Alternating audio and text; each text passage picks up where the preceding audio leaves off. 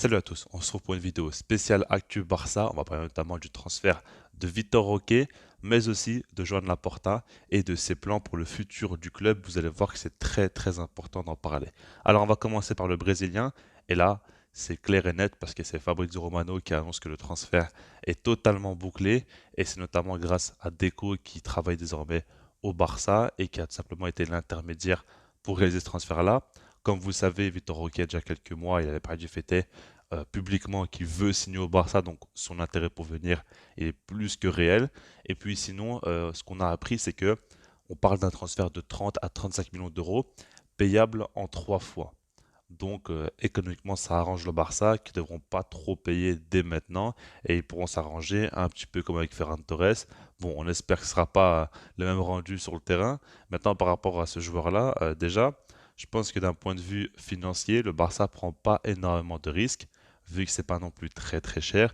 Il va signer un contrat long, c'est payable en plusieurs fois, et puis c'est un joueur qui a une grosse cote. Aujourd'hui, il est considéré comme étant l'un des plus gros cracks au Brésil, et par rapport à ça, si jamais ça ne se passe pas très bien au Barça, il est encore très jeune, il pourra vite se relancer. Il y aura certainement des clubs qui seront là sur lui, donc je ne pense pas que financièrement, c'est possible que le Barça perde beaucoup d'argent, quoi qu'il arrive.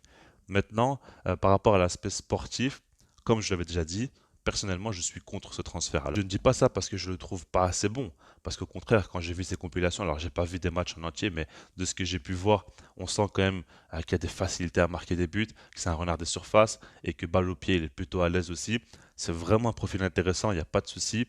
Maintenant, le truc, c'est qu'encore une fois, hein, des pépites au Brésil, il y en a chaque saison qui partent pour des gros montants en Europe. Et puis, la grande majorité de ces joueurs-là, c'est des flops au final. Parce qu'on se rend compte que voilà, ils changent de continent, ils quittent leur famille. Déjà, d'un point de vue humain, c'est pas facile, hein. Quand tu passes du Brésil à l'Espagne, c'est un autre monde. On te demande d'autres choses, tu dois t'adapter à la culture, etc. La langue aussi, c'est pas non plus si simple que ça. Et puis le football est différent, tes coéquipiers sont différents. Par exemple, au Brésil, tu es considéré comme étant l'un des plus gros potentiels, l'un des plus gros cracks. Tu arrives en Espagne et là, tu repars de zéro. Tu dois tout prouver. Et donc, c'est pas vraiment évident pour un jeune en plus de ça, qui n'a même pas 20 ans.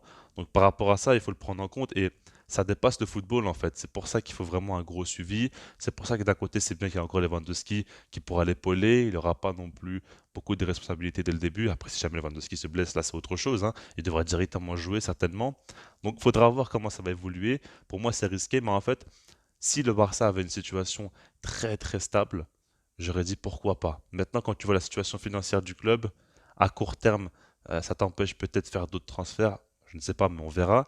Et puis surtout, sportivement, tu as besoin quand même de garanties. C'est ce que je dis constamment. Le Barça a besoin d'avoir des joueurs qui vont t'apporter quelque chose.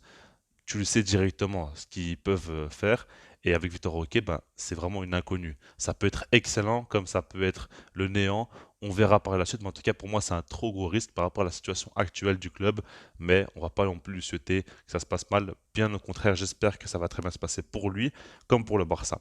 Maintenant, par rapport à la Porta, il y a beaucoup de choses à dire. Alors, en fait, on l'a vu faire pas mal de voyages, donc notamment en Arabie Saoudite, au Qatar, et ça a fait beaucoup parler. Au début, il n'y avait pas trop d'informations, et là maintenant, on commence à comprendre. Alors déjà, notamment avec l'Arabie Saoudite, on parle du fait qu'il pourrait y avoir donc un contrat de sponsoring, voire même deux, qui serait quasiment bouclé, et ça va aider donc le Barça à avoir encore plus de revenus. Ça, c'est quand même une très bonne chose. Après, il faudra voir par rapport au côté éthique, hein, c'est quoi les marques, etc. Parce qu'on sait très bien que le Barça, dans son histoire, a toujours fait attention à ça. Maintenant, c'est de moins en moins le cas. Mais quand même, on verra, on ne sait jamais hein, quel contrat il va faire avec eux. Mais sinon, en dehors de ça, on parle quand même du fait que le Barça envisage de passer à un modèle de propriété mixte.